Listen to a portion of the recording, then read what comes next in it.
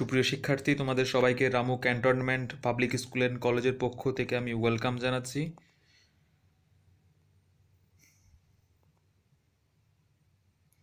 আমরা আজকে গ্রামারের টেন্স যে পার্টটি রয়েছে সেই পার্ট নিয়ে আলোচনা করব। চলো শুরু করা যাক। তো তোমরা এখানে দেখতে পাচ্ছ আমি শুরুতেই এখানে নাম্বারের কথা উল্লেখ করেছি।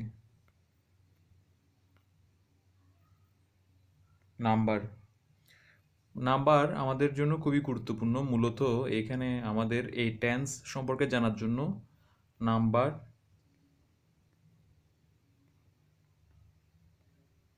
পার্সন এবং ভার্বের যে তিনটি ফর্ম রয়েছে, প্রেজেন্ট, পাস্ট এবং ফিউচার, এই তিনটি জিনিস আমাদের জানতে হবে। তাহলে আমরা টেন্সের জন্য এই তিনটি জিনিস আমাদের ম্যান্ডেটরি জানতেই হবে, মানে অবশ্যই জানতে হবে: নাম্বার, পার্সন এবং ভার্ব। তো তোমরা এখানে নাম্বার দেখতে পাচ্ছ, খুব ছোট ছোট বিষয়, খুবই গুরুত্বপূর্ণ এবং শেখা খুবই সহজ। তাহলে এখানে তোমরা দেখতে পাচ্ছ নাম্বার দুই প্রকার, একটা সিঙ্গুলার নাম্বার, একটা প্লুরাল নাম্বার। দেখতে পাচ্ছ, একটা সিঙ্গুলার নাম্বার, একটা প্লুরাল নাম্বার। দুনিয়াতে যতগুলো জিনিস একটা বোঝায় সেটা সিঙ্গুলার, আর একটার চেয়ে বেশি বোঝালে প্লুরাল।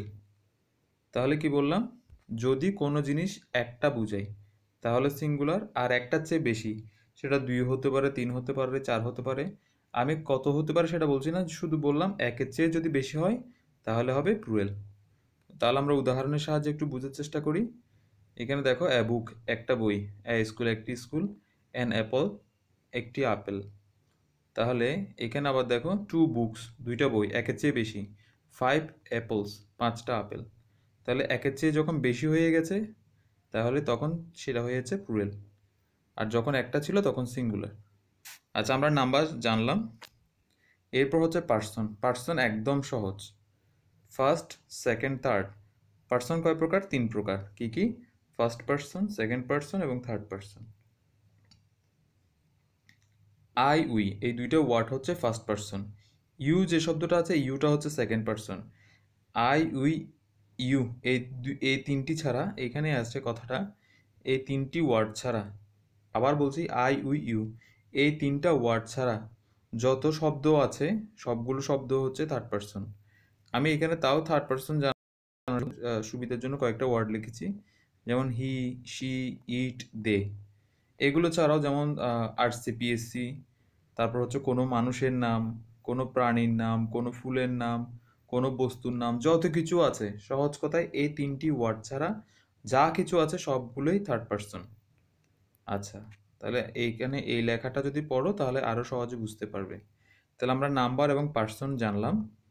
এরপর আমরা জানবো ভার্বটা আমি সহজ করে তোমাদের বোঝার জন্য এখানে তিনটি ফর্মে ডেকেছি: প্রেজেন্ট, পাস্ট, পাস্ট পার্টিসিপল। এগুলো লাগবেই, কারণ আমরা জানি টেন্স মানে হচ্ছে সময়, আর ভার্ব মানে হচ্ছে কাজ। তার মানে আমরা কোন কাজটা কোন সময় করি বা কোন কাজটা কোন সময় সংগঠিত হয় সেটা বোঝার জন্যই হচ্ছে আমাদের এই ভার্বের ফর্মগুলো লাগবে, এই ফর্মগুলো লাগবে। আচ্ছা, তার মানে ভার্বের টেন্স মূলত কাজ করে ভার্বকে নিয়ে, তাহলে আমাদের অবশ্যই এই ভার্বের এই তিনটি ফর্ম জানতে হবে টেন্স করার জন্য। কি কি? প্রেজেন্ট, পাস্ট এবং পাস্ট পার্টিসিপল ফর্ম। তাহলে দেখো, এখানে প্রেজেন্ট ফর্মকে আমি সংক্ষেপে V1 লিখব, পাস্ট ফর্মকে V2 লিখব, আর পাস্ট পার্টিসিপল ফর্মকে V3 লিখব। তার মানে V1 মানে হচ্ছে প্রেজেন্ট ফর্ম, V2 মানে পাস্ট ফর্ম, আর V3 মানে পাস্ট পার্টিসিপল ফর্ম। বুঝতে পারছো? তাহলে এখানে দেখো, V1 প্লে, তাহলে V2 হয়ে যাচ্ছে প্লেট, V3 হয়ে যাচ্ছে প্লেট। V1 গো, V2তে গন, ওয়েন্ট, আর V3তে হচ্ছে গন। আর আবার দেখো, V1 হচ্ছে রিড, আর V2তে হচ্ছে রেট, আর V3তে হচ্ছে rate.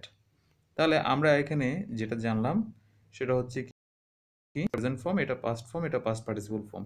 Present form, past form, past participle form, present, past, past participle. তাহলে এই যে ফর্মগুলো, এখানে একটা বিষয় আমাদের জানার আছে, সেটা হচ্ছে অনেকে মনে করে শুধু ইডি যুক্ত করে দিলে পাস্ট ফর্ম হয়ে যায়। না, কিছু কিছু ভার্বকে শুধু ইডি যুক্ত করে পাস্ট এবং পাস্ট পার্টিসিপল ফর্ম করতে হয়। আবার কিছু কিছু মেইন ভার্বকে এভাবে করে দেখো একটার সাথে একটা কোনো মিল নেই, আলাদা করে করে চেঞ্জ হয়। আবার কিছু কিছু ভার্বের তিনটি ফর্মে একই রকম, যেমন রিড, রেড, রেড একই রকম আছে, পুট, পুট, পুট, কাট, কাট, কাট। তাহলে আমরা এই ভার্বের তিনটি ফর্ম বুঝবো কীভাবে? আমাদের যে গ্রামার বই রয়েছে সেই গ্রামার বই থেকে আমরা ভার্বের এই তিনটি ফর্ম ভালো করে আমরা ভালো করে শিখব। মানে একটা মূল ভার্ব, যেমন ধরো গো, এটা মূল ভার্ব, তাহলে গোটা অয়েন্ড হয়, গন হয়, এরকম যে ভার্বের ফর্মগুলো রয়েছে সেখানে গিয়ে আমরা গ্রামার বই থেকে ভালো করে অনেকগুলো উদাহরণ পড়ব। এরপর আমাদের যেটা জানতে হবে সেটা হচ্ছে সাবজেক্ট এবং অবজেক্ট। তাহলে একটা সেন্টেন্স যখন গঠিত হয় তখন সেটাতে সাবজেক্ট থাকে, ভার্ব থাকে এবং অবজেক্ট থাকে। ভার্ব একটু আগে আমরা আলোচনা করেছি, এখন জানবো সাবজেক্ট নিয়ে এবং অবজেক্ট নিয়ে। তাহলে সাবজেক্ট কি? সাবজেক্ট হচ্ছে যদি আমরা ভার্বকে, এখানে দেখো একটা ভার্ব লেখা আছে, তাহলে ভার্বকে যদি আমরা হু দিয়ে প্রশ্ন করি, হু অর্থ হচ্ছে কে বা কারা, হু অর্থ কে বা কারা, তাহলে কে বা কারা দিয়ে প্রশ্ন করে ভার্বকে যদি উত্তর পাওয়া যায় সেটা হবে সাবজেক্ট। আচ্ছা, তাহলে আমরা এটা জানলাম। এবার অবজেক্ট সম্পর্কে জানব। যদি ভার্বকে হোয়াট, কি বা কাকে, কি বা কাকে, ভার্বকে যদি কি বা কাকে দিয়ে প্রশ্ন করে উত্তর পাওয়া যায় তাহলে সেটি হবে অবজেক্ট। আমরা উদাহরণ বোঝার চেষ্টা করি। যেমন এখানে দেখো এক্সাম্পলে, জামাল প্লেজ ক্রিকেট, তাহলে ভার্ব কি? প্লে, খেলে। তাহলে কে খেলে? এই দেখো হু দিয়ে প্রশ্ন করেছি, এই যে দাগ আছে এখানে দেখো, এই জামাল, তাহলে জামাল হচ্ছে সাবজেক্ট। আবার দেখো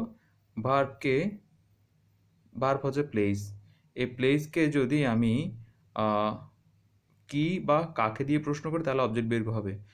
জামাল প্লেস ক্রিকেট, জামাল, এখানে কি দিয়ে প্রশ্ন করতে হবে, কি দিয়ে প্রশ্ন করে যদি উত্তর পাওয়া যায় তাহলে সেটা অবজেক্ট হবে। যেমন খেলে, কি খেলে?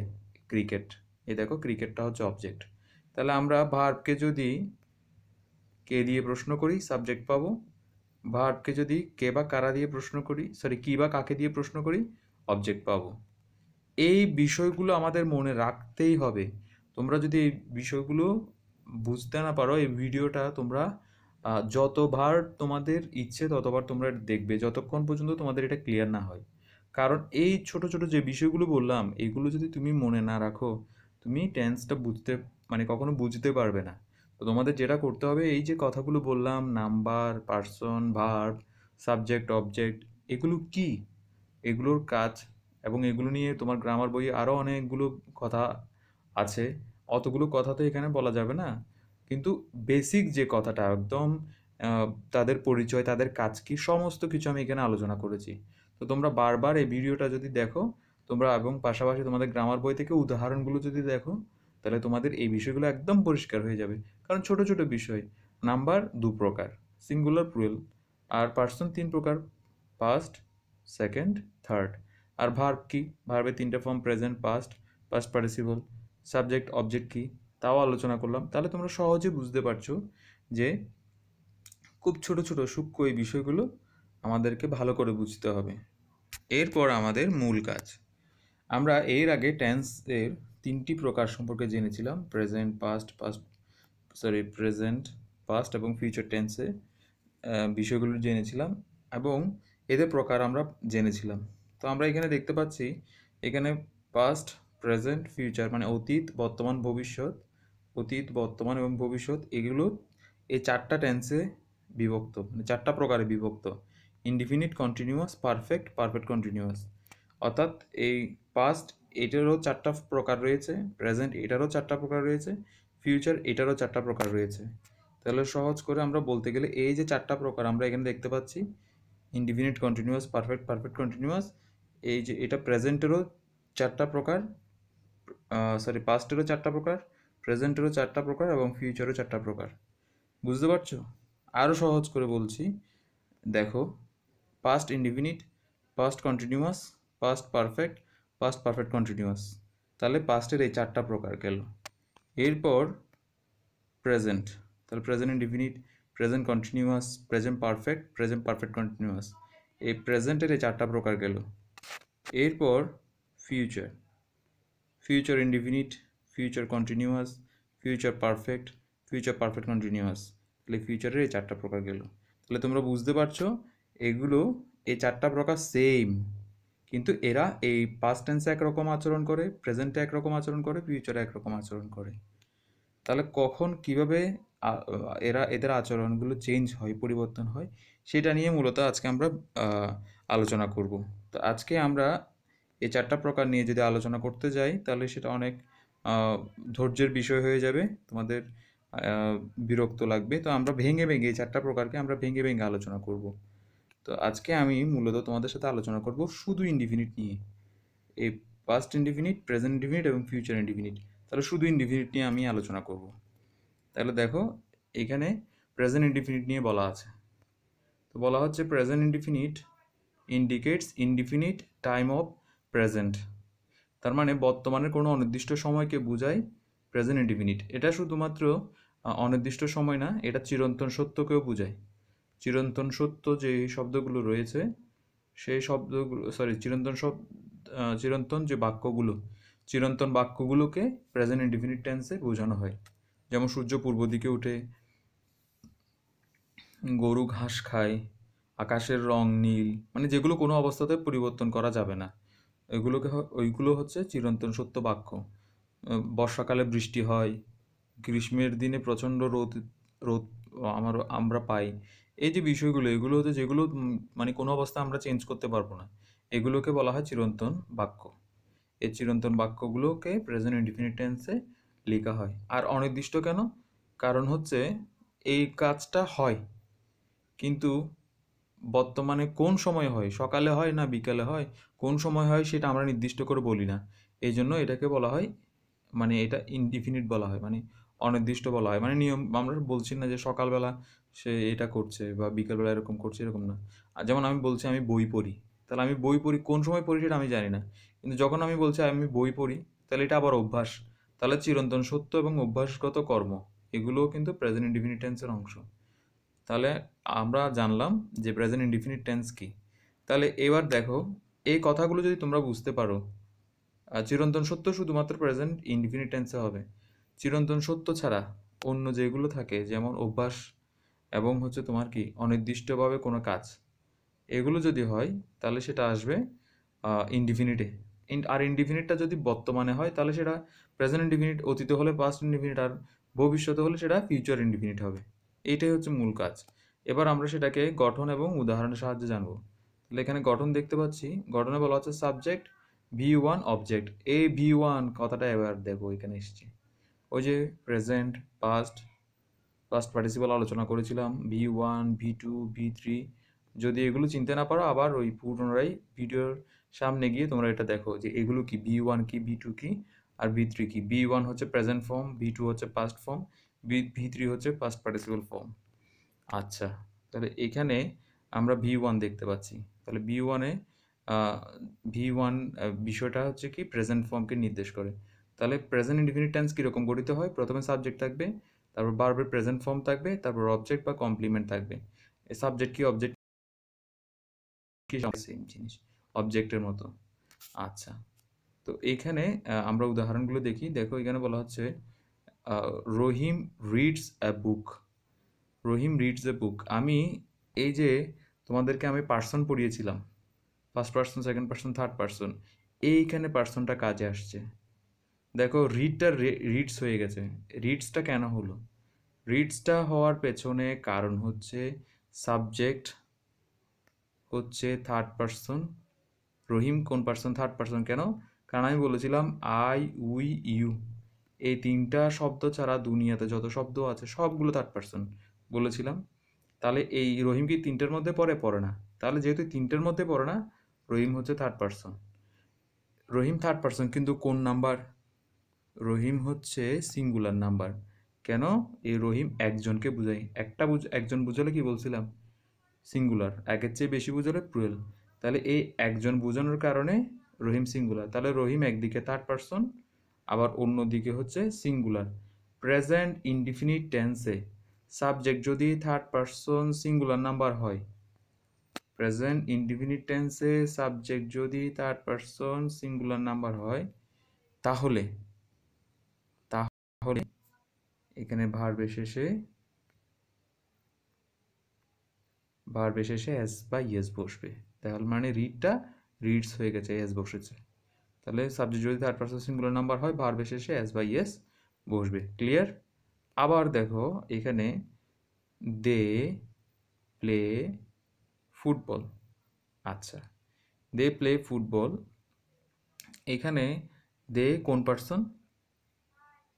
একজন বুঝাচ্ছে না, তাহলে দে মানে তারা মানে একের চেয়ে বেশি। তাহলে একের চেয়ে বেশি, তার মানে একজন নয়, একের চেয়ে বেশি বোঝাচ্ছে। আর থার্ড পারসন, তার মানে এটা কি থার্ড পারসন? হ্যাঁ, তার মানে আই, উই, ইউ এই তিনটা শব্দের মধ্যে নাই। যেহেতু এই তিনটা শব্দের মধ্যে নাই, কিন্তু থার্ড পারসন কিন্তু আবার সিঙ্গুলার না। যেহেতু এটা থার্ড পারসন সিঙ্গুলার না, এই জন্য ভার্বের শেষে এস বাই এস বসে নাই। রহিম থার্ড পারসন সিঙ্গুলার নাম্বার, এই জন্য এস বাই এস বসছে। আর এটা থার্ড পারসন কিন্তু সিঙ্গুলার নাম্বার না, প্লুরাল নাম্বার, এই জন্য এস বসে নেই। ক্লিয়ার? আচ্ছা, এবার আমি একটু তোমাদেরকে ডিফারেন্ট করে জিনিসগুলো আলোচনা করব, তোমরা বোঝার চেষ্টা করবে। এখানে খেয়াল করো, ওই সহজ কথা বলেছিলাম যে পাস্ট ইনডিফিনিট টেন্স কীরকম হবে, ইন্ডিকেটস টাইম অফ পাস্ট, যেটা অতীতের সময়কে নির্দেশ করবে। তাহলে এখানে আমরা যেটা দেখতে পাচ্ছি, এইখানে দেখো অতীতের সময় কী করবে, নির্দেশ করবে। তাহলে এই জন্য এইখানে দেখো সাবজেক্ট এবং অবজেক্ট ঠিক আছে, কিন্তু ভার্বটা হয়ে গেছে ফার্স্ট ফর্ম। কেন? পাস্ট ইনডিফিনিট টেন্স হওয়ার কারণে। তাহলে অতীতের কোনো কাজ কোন সময় হয় আমরা জানি না, কিন্তু অতীতে কোনো একটা কাজ হয়েছে বা কোনো একটা কাজ হয়েছিল, অতীতে কোনো একটা কাজ হয়েছিল বা অতীতে কোনো একটা কাজ হয়, সেই জন্য এটা বোঝাতে আমরা পাস্ট ইনডিফিনিট টেন্স করি। তাহলে এখানে দেখো ভার্বটা V2 বসছে, রহিম রেড এ বুক। এখানে তুমি বলতে পারো যে স্যার রহিম তো থার্ড পারসন সিঙ্গুলার নাম্বার, তো এখানে এস বাই এস বসে নাই কেন? হ্যাঁ, এটাই মূল বিষয়। দেখো এটা কোন ফর্মে আছে, এটা আমরা জানি থার্ড পারসন সিঙ্গুলার নাম্বারে আছে, ওকে, কিন্তু টেন্সটা কিসে আছে? Past indefinite. তো এটা আমি প্রথমেই বলে দিয়েছিলাম, যদি প্রেজেন্ট ইনডিফিনিট টেন্স হয় তখন এস বাই এস বসবে, কিন্তু পাস্ট ইনডিফিনিট টেন্স হলে বসবে না। আর এই রিডটা কিন্তু তিনটা ফর্মে একই ছিল, মনে আছে? রিড রিড রিড তিনটা ফর্ম একই ছিল। এইটা এইখানে এই যে V2টা, এটা V1 হলে এটা V2 হওয়ার কথা, এটা V3 হওয়ার কথা। V2 কীরকম ছিল দেখো, সেম, এই জন্য এখানে রেড বসেছে। আচ্ছা, এরপর দে প্লেড ফুটবল, এই যে দে এবং ওই যে V2 হওয়ার প্লেট, তাহলে এখানে V2টা বসে গেছে। তাহলে স্ট্রাকচারটা যদি বুঝো এবং তার সাথে যদি এক্সাম্পলটা দেখো খুব সহজে বুঝতে পারবে। এরপর আসো ফিউচারে আমরা যেটা দেখতে পাচ্ছি সেটা হচ্ছে, এটা কি ইন্ডিকেট কি করবে, indicate indefinite time of future, মানে ভবিষ্যতে কোনো একটা অনির্দিষ্ট সময়। এখানে স্ট্রাকচারে দেখো শ্যাল উইল আসবে, কিন্তু এই ইনডিফিনিট টেন্সে শ্যাল উইল আসবে, তারপর V1 বসবে। এটা মনে রাখতে হবে। দেখো সব ঠিক আছে, সাবজেক্টও ঠিক আছে, অবজেক্ট সবগুলো ঠিক থাকে, শুধু চেঞ্জ হয়ে যায় এটা, মানে ভার্বটা। হ্যাঁ, টেন্সে শুধু পরিবর্তন হবে ভার্ব।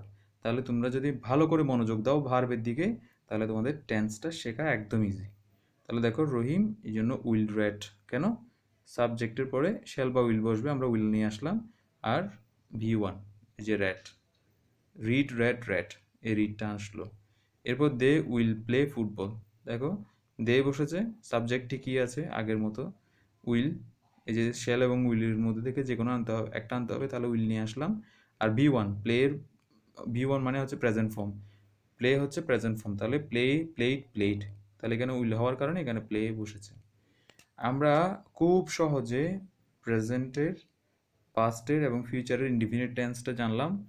তোমাদেরকে বারবার বলছি, তোমরা এই ভিডিওটা অনেকে একবার দেখলে বুঝবে না। মনোযোগ দিয়ে কথাগুলোকে যদি বারবার যদি বোঝার চেষ্টা করো, শোনার চেষ্টা করো, এবং গ্রামার বইয়ের সাথে তোমার সামনে রেখে যদি মিল করে পড়ার চেষ্টা করো, তাহলে তোমরা বুঝতে পারবে। আর তাও যদি না বুঝো অবশ্যই আমাকে সেটা জানাবে। এরপর তোমরা যেটা করবে সেটা হচ্ছে এতক্ষণ যে বিষয়গুলো নিয়ে আলোচনা করলাম এই গ্রামারগুলো এই রুলসগুলো তোমরা রিভিউ করবে। তোমাদের জন্য একটা এক্সারসাইজ দিচ্ছি।